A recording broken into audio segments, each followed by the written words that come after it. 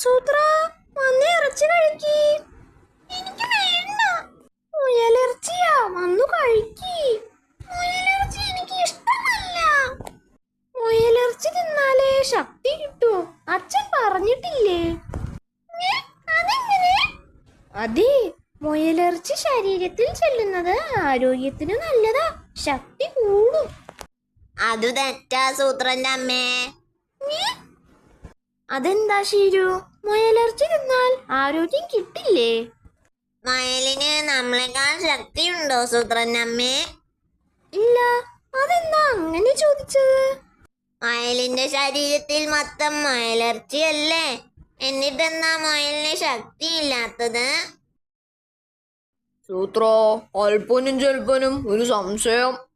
എന്താ സംശയം? അത് പങ്കിടുക, പങ്കുവെക്കുക, ഇതിലേതാ ശരി? ഓ, മലയാളത്തിലെ സംശയമാണോ? മലയാളത്തിലെ സംശയമോ? മനസ്സിലായില്ലേ മലയാളത്തിലാണോ സംശയിച്ചതെന്ന്? അതല്ല, പങ്കിടുക, പങ്കുവെക്കുക, ഇത് രണ്ടും മലയാളത്തിലെ വാക്കുകളാണല്ലോ. ഭാഷ ഏതായാലും ശരി, ഏതാണെന്നറിഞ്ഞാൽ മതി. രണ്ടും ശരിയാ, പക്ഷേ പങ്കിടുക എന്നതാണ് കൂടുതൽ നല്ലത്. പങ്കുവെക്കുക അല്ലേ കൂടുതൽ നല്ലത്? അല്ല, പങ്കിടുക എന്ന് പറയുമ്പോഴാ കൂടുതൽ രസം.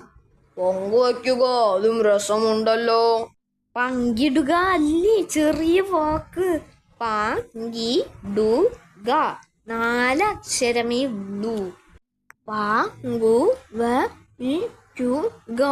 അതിന് 5 അക്ഷരമുണ്ട്. 5 വലുത്, അപ്പോ പങ്കുവെക്കുക ജയിച്ചു. അതല്ലടോ, 4 അക്ഷരമാണെങ്കിൽ പെട്ടെന്ന് പറഞ്ഞു തീരും. പെട്ടെന്ന് പറഞ്ഞു തീർക്കുന്നത് എന്തിനാ? നമുക്ക് തിരക്കൊന്നുമില്ലല്ലോ. താൻ എന്തൊക്കെ പറഞ്ഞാലും പങ്കിടുക അതാ നല്ലത്. ചേട്ടാ, എന്നാ പിന്നെ ഉറപ്പിക്കട്ടെ, പോയിട്ട് അല്പം തിരക്കുണ്ട്. അവന് അല്പം തിരക്ക്, നിനക്ക് ചെൽപ്പം തിരക്കാണോ? പങ്കിടൽ മതി, ഉറപ്പിച്ചോ? അതൊക്കെ പോട്ടെ, ഇത്ര തിരക്കിട്ട് ഇതറിഞ്ഞിട്ട് എന്തിനാ? കുറച്ച് മുട്ട കിട്ടി, അതിലൊരു പങ്ക് അമ്മാവന് കൊണ്ടു കൊടുക്കാൻ അമ്മ പറഞ്ഞു. അമ്മാവന് പങ്കിടണോ പങ്കുവെക്കണോ എന്നറിയാനാ. ബെസ്റ്റ്. അമ്മാവന് മുട്ട കൊടുക്കാൻ മലയാളം പഠിക്കണോ? ഓഹോ, ചോദിച്ചു. സൂത്രൻ ചേട്ടൻ പറഞ്ഞത് അനുസരിച്ചത് മണ്ടത്തരമായി. അതെന്താ? പങ്കുവെച്ചാൽ മതിയായിരുന്നു, പങ്കിട്ടപ്പോൾ മുട്ട പൊട്ടിപ്പോയി. പുതിയ ഗുഹയിൽ കള്ളന്മാരുടെ ശല്യം, കാവലിന് ഒരാളെ വേണം. പ്രത്യേകിച്ച് പണയൊന്നുമില്ലാത്ത ആരെയെങ്കിലും കിട്ടുമോ നോക്ക്. അമ്മാവിന് പറ്റിയ ഒരു പണിയുണ്ട്, വാ. പ്രത്യേകിച്ച് പണിയില്ലാത്തവർക്കുള്ള പണിയോ? സൂത്രന്റെ അമ്മാവനോ? പ്രത്യേകിച്ച് പണിയൊന്നുമില്ല. ശരി, ഇവിടെ വന്നിരിക്ക്. ഞാൻ ഇല്ലാത്ത സമയത്ത് ഇവിടെ തന്നെ വേണം. അവിടെ ഇരുന്നാൽ പോരോ, ഇവിടെ വരാം. ഇരുന്നാൽ എണീക്കാൻ കുറച്ച് ബുദ്ധിമുട്ടുണ്ട്, അതുകൊണ്ടാ. ഇരുന്നാൽ എണീക്കാൻ പറ്റാത്ത ആളെയാണോ കാവലിന് കൊണ്ടുവന്നത്? അമ്മാവൻ പോയിക്കോ, ഇവിടെ പ്രത്യേകിച്ച് പണിയൊന്നും ചെയ്യണ്ടെന്ന് പറഞ്ഞു. വേണ്ടി വന്നാൽ കള്ളനെ ഒന്ന് പേടിപ്പിക്കാൻ പറ്റുന്ന ആളാവണം. തനിക്ക് പേടിപ്പിക്കുന്ന അമ്മാവന്മാരുണ്ടോ സൂത്ര? കള്ളൻ രാത്രിയിൽ വന്നാൽ ഞാൻ മാറി നിൽക്കാം. ഇരുട്ടിൽ ഒറ്റയ്ക്കായി പോയാൽ കള്ളൻ പേടിക്കും.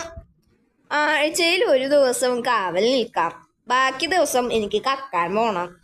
ഇവരൊന്നും ശരിയാവില്ല, വേറൊരു വഴിയുണ്ട്. ഇവരിൽ ആരെങ്കിലും മതി, ഏത് കള്ളനും പേടിച്ചോളും. നിങ്ങളിൽ ആർക്കാ പ്രത്യേകിച്ച് പണിയൊന്നുമില്ലാത്തത്? ഗുഹ അടച്ച കല്ലിനടുത്ത് ഒളിച്ചിരിക്കണം.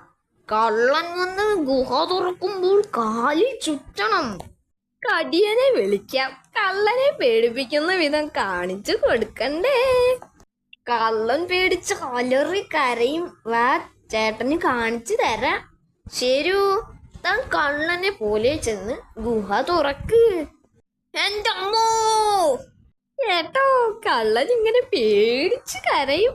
പക്ഷേ കരഞ്ഞത് ഞാനല്ല സൂത്ര. കല്ലു മാറ്റണേ. ഏ മുതുകത്തേക്കാണോട് കല്ലു ഇട്ടുന്നത്? ദ്രോഹി. ആഹാ, അനിയന്റെ മുതുകു ചതച്ചിട്ട് ഇവിടെ താമസിക്കുന്നത് ഞങ്ങൾക്കൊന്ന് കാണണം. 10-12 പാമ്പുണ്ട്. ഇനി ഒരു കള്ളനും ഗുഹയിൽ കേറില്ല ചേട്ടാ.